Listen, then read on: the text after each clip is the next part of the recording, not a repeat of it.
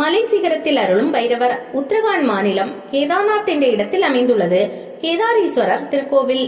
இந்த ஆலயத்திற்கு சாலை வழியாக செல்ல முடியாது.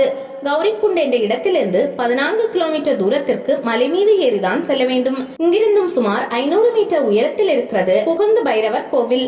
இந்த இடத்தில் சிவபெருமானின் 64 வடிவங்களில் முக்கியமானவராக கருதப்படும் பைரவர் வழிபடப்படுகிறார்.